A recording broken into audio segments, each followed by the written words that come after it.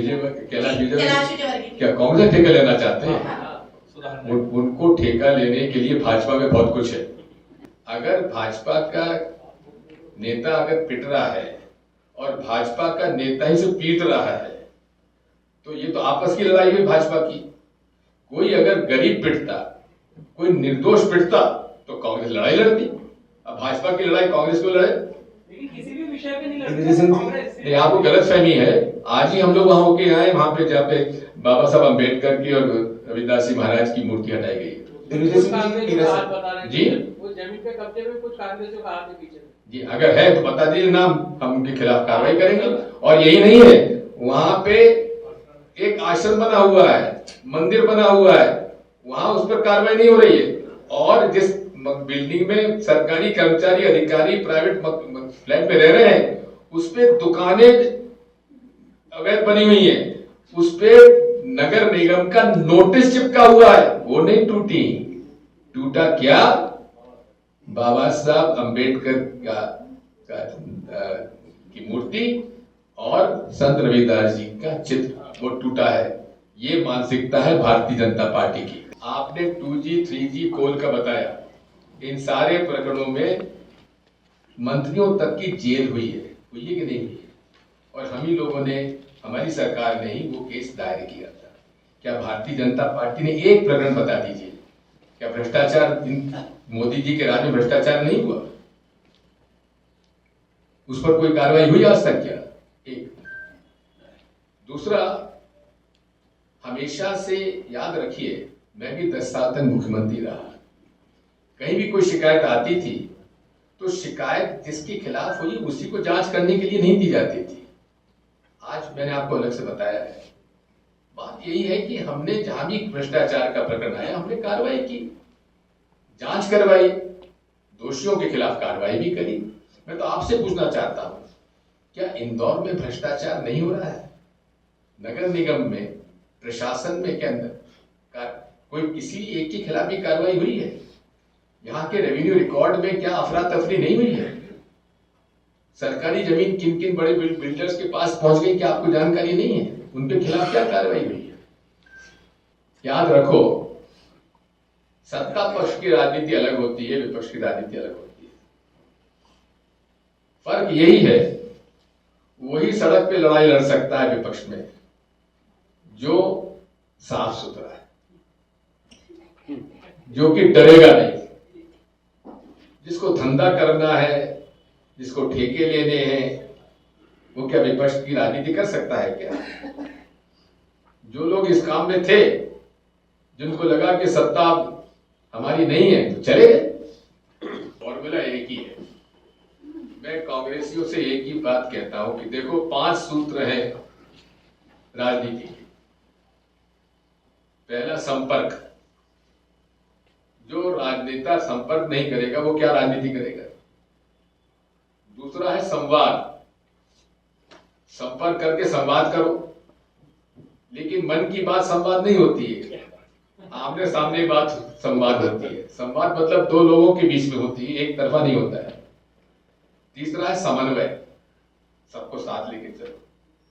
सामंजस्य, जो आपने कहा फॉर्मूला, सब लोग, सारे लोग आपस में हो सकता है विरोधाभास, लेकिन मिलकर काम करो। और 5वां, सकारात्मक सोच। अगर ये 5 सूत्र में कांग्रेस पार्टी ने काम किया तो हम लोग चुनाव फिर जीतेंगे। लेकिन एक बात मैं आपको कह दूं, माननीय चुनाव आयोग निष्पक्ष नहीं है।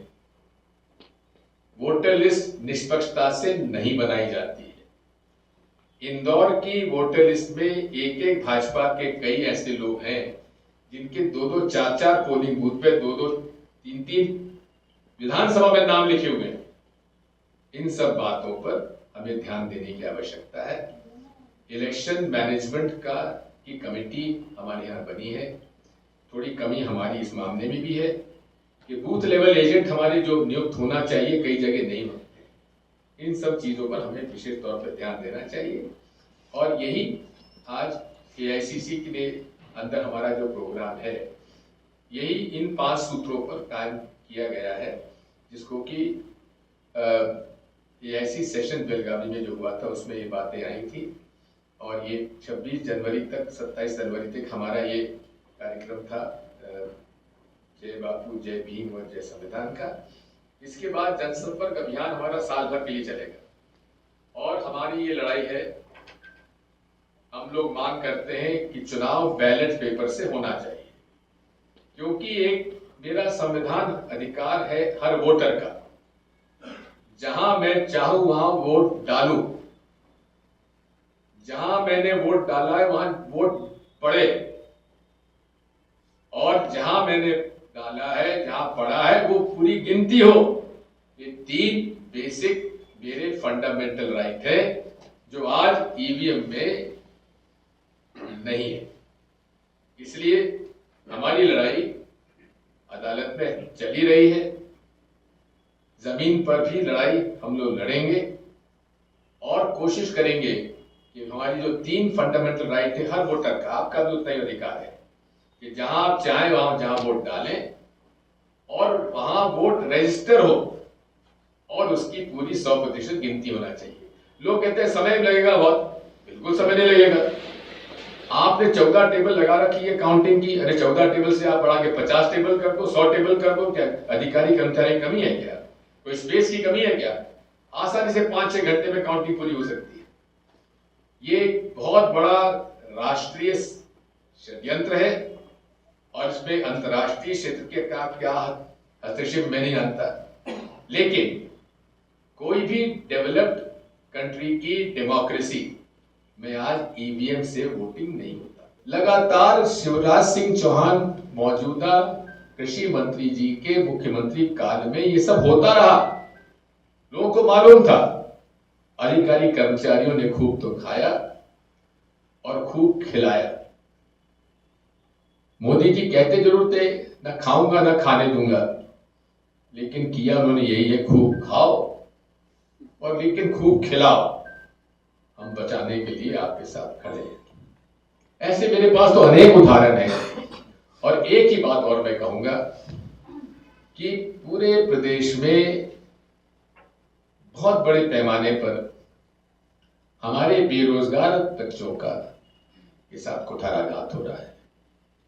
अनुसूचित जाति जनजाति के बैकलॉग पद भरे नहीं जा रहे हैं, और कहीं निकलता भी है तो नॉट सुटेबल फॉर जॉब, उसका रिजेक्ट करके नॉन SC ST की भर्ती कर दी जाती है।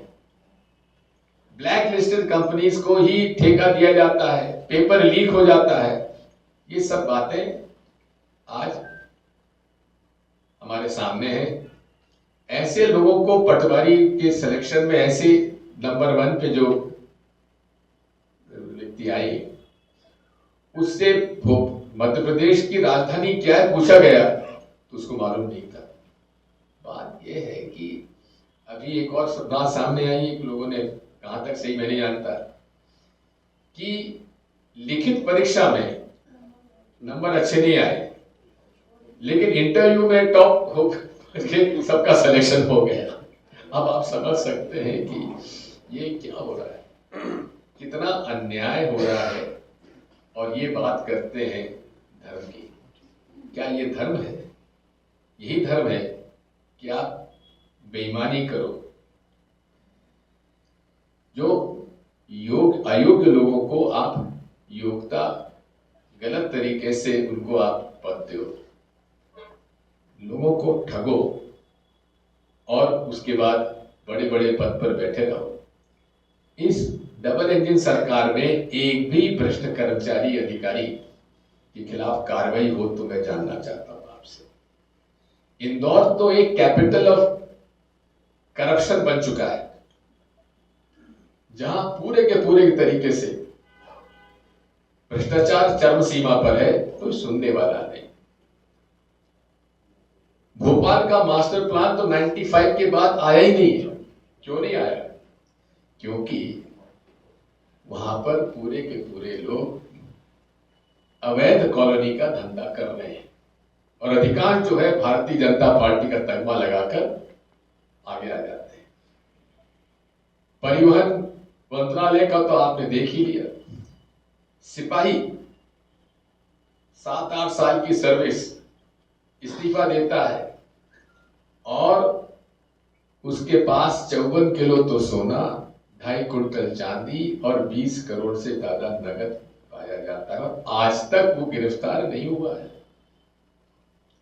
ईडी, आईटी, सीबीआई, लोकायुक्त सारे लोग ढूंढ रहे हैं, लेकिन वो गायब है। ये नमूना है भारतीय जनता पार्टी के मॉडल ऑफ गवर्नेंस में। और ये जो भ्रष्टाचार में डूबे अधिकारी कर्मचारी, जब चुनाव आता है उनको ये डर लगता है कि यार कांग्रेस सरकार आ जाएगी तो हमारे खिलाफ कार्रवाई होगी, इसलिए वो सारे के सारे बेईमान भ्रष्ट अधिकारी कर्मचारी भारतीय जनता पार्टी कार्यकर्ता के रूप में काम करते हैं, पेड बीजेपी एम्प्लॉइज हो जाते हैं। छोटे से छोटा पुलिस से लेकर बड़ा से बड़ा पुलिस या रेवेन्यू, ये लोग सब जो है मिलकर भाजपा के लिए काम करने लगते हैं। लेकिन ज्यादा दिन चलेगा नहीं।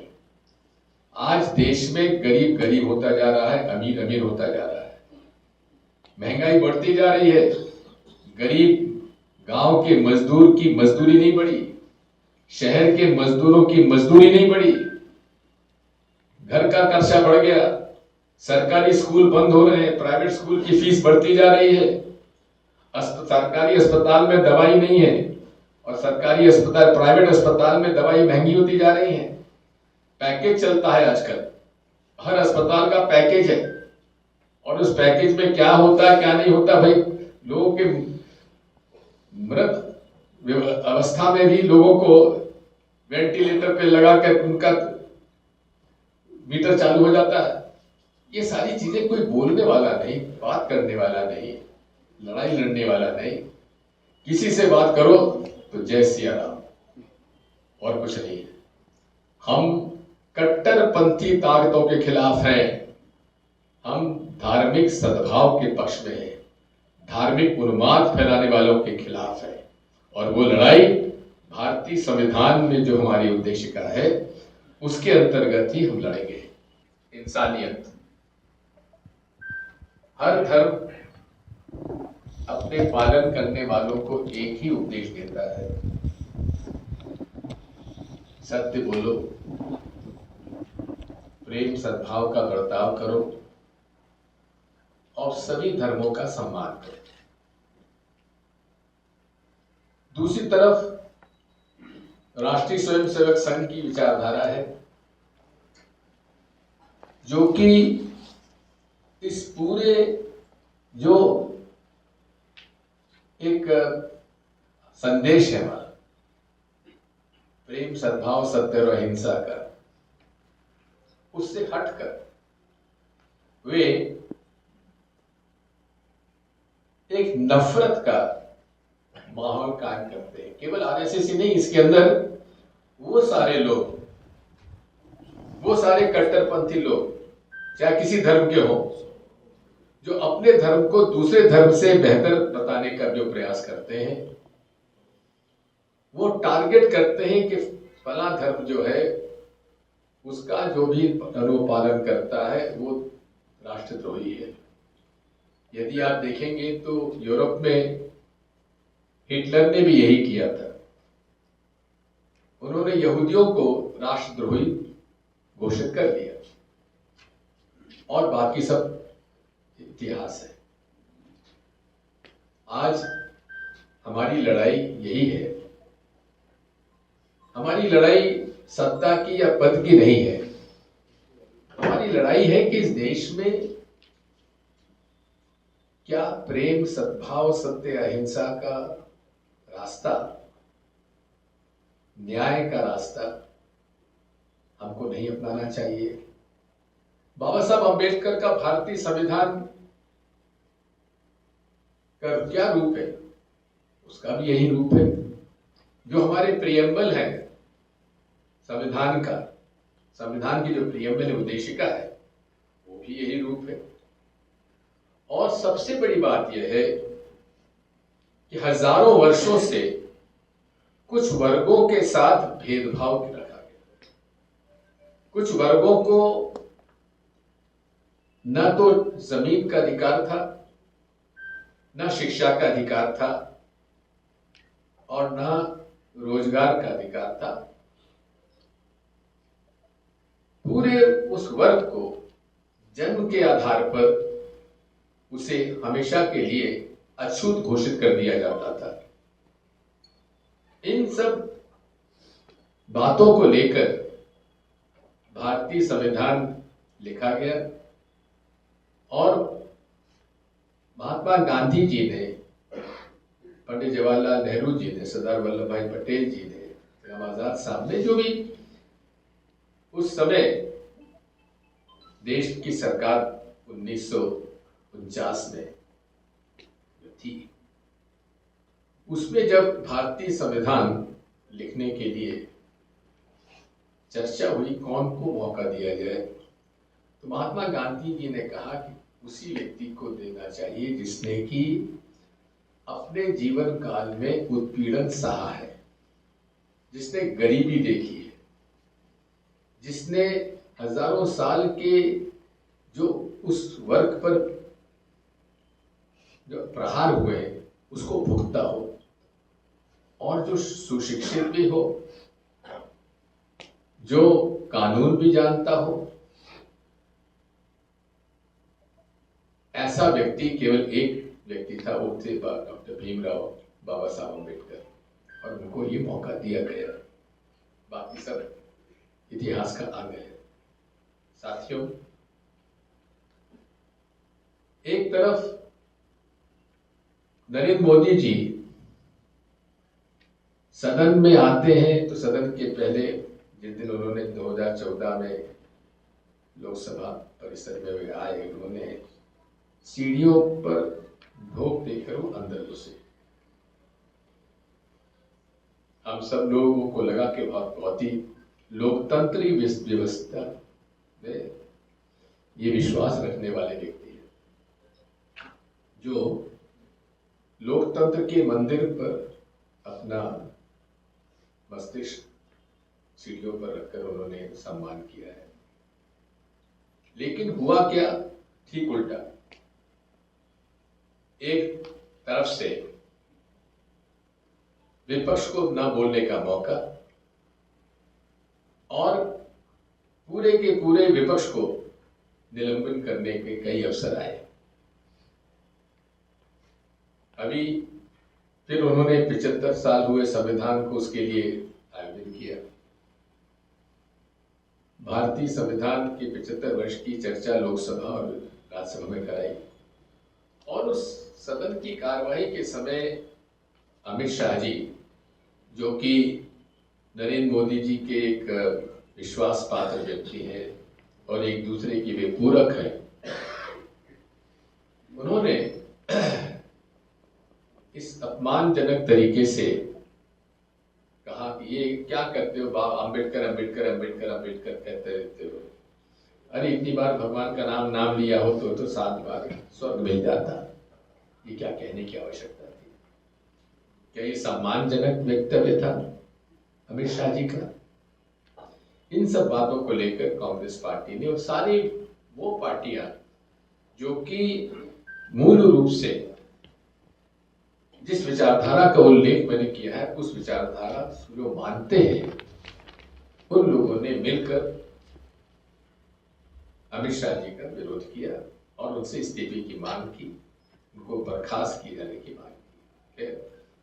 नरेंद्र मोदी जी तो 1 मिनट भी अमित शाह जी के बिना नहीं रह सकते। क्या कारण है वो आप सब जानते हैं।